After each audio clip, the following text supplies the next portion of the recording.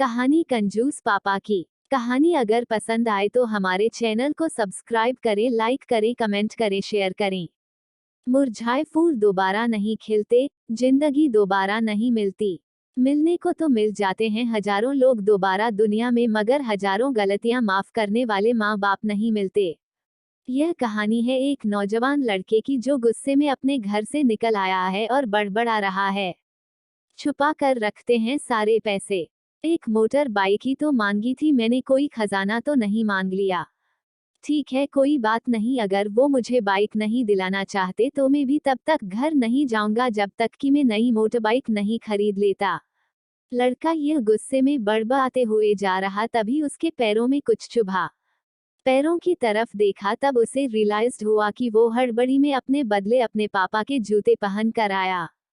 पैरों में क्या चुभ रहा है यह देखने उसने जूते चेक किए तो उसने पाया कि जूते में से एक छोटी सी कील उभर आई है जो बार बार उसे चुभकर घाव बनाने की कोशिश कर रही है।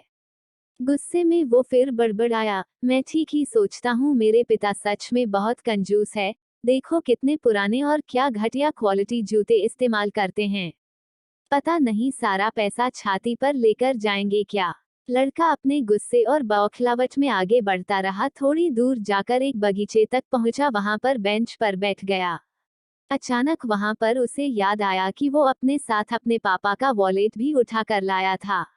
उसने सोचा आज पता चलेगा पापा पैसे कहाँ छुपा कर रखते हैं। उसने अपने पापा का वॉलेट अपनी जेब से निकाला जो बहुत पुराना और फटा हुआ था। यह वही वॉलेट था जो पापा घर में किसी को छूने भी नहीं देते थे।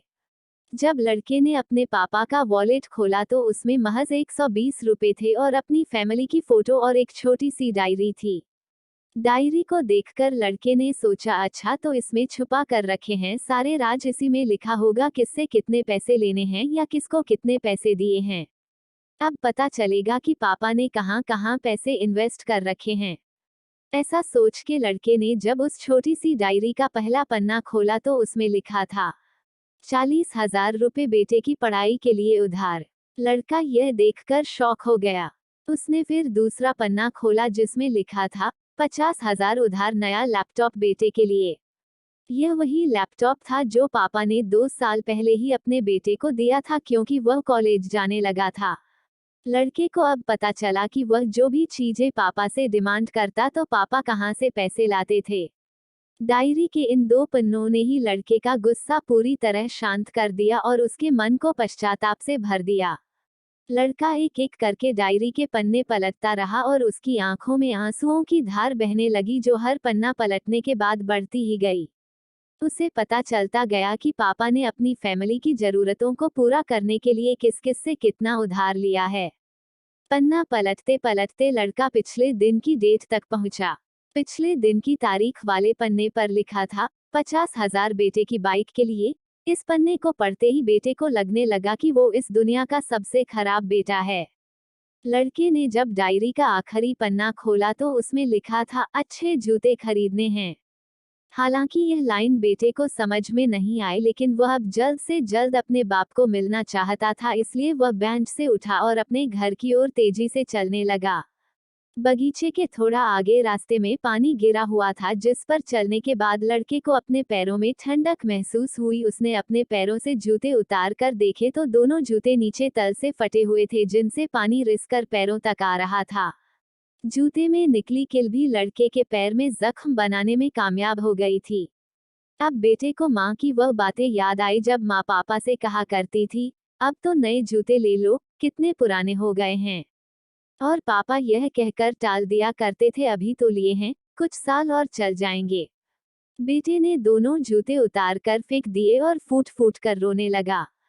लड़का बड़ी तेजी से अपने घर की तरफ दौड़ा, न जाने उसमें इतनी ताकत कहाँ से आ गई कि रास्ता बहुत लंबा होने के बावजूद वह थोड़ा भी नहीं थका और सीधे अपने घर ही जाकर रुका।